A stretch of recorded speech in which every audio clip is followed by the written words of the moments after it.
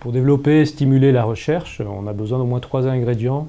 Il nous faut des équipes d'excellence, il nous faut des financements pour financer les projets, et puis il faut coordonner ces équipes et dans la pluridisciplinarité.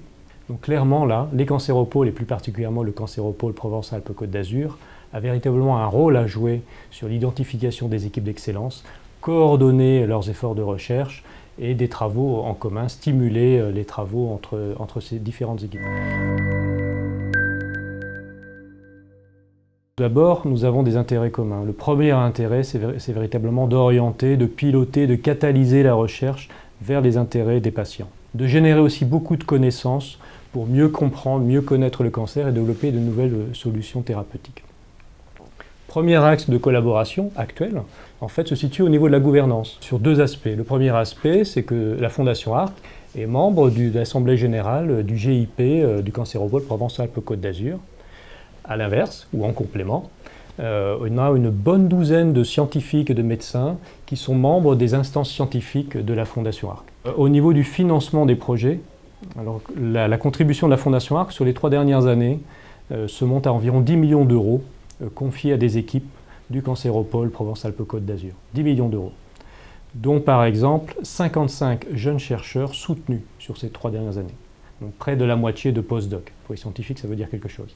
Ensuite, 3e niveau, on est à 65 projets Fondation ARC qui ont été financés au cours des 3 dernières années au sein du cancéropôle Provence-Alpes-Côte d'Azur. Donc 3 aspects de gouvernance, financement de projets de recherche, beaucoup de projets de recherche, plus de 10 millions d'euros sur 3 ans. Et le dernier aspect, c'est au niveau de l'animation scientifique. Rôle important du cancéropôle Provence-Alpes-Côte d'Azur et rôle non moins important de la Fondation ARC au niveau national. Pour ce faire, par exemple, à titre d'illustration, en 2016, nous avons soutenu 6 manifestations scientifiques dans le périmètre du cancéropôle Provence-Alpes-Côte d'Azur. À l'avenir, nous allons poursuivre, voire même consolider, renforcer ce partenariat et formaliser le partenariat avec le cancéropôle Provence-Alpes-Côte d'Azur. Nous devons d'abord renforcer ce qui est déjà en place, puis dans certaines thématiques, développer des actions plus spécifiques, notamment en prévention, en recherche en médecine de précision ou dans le développement d'innovations technologiques. Le maître mot, c'est la synergie.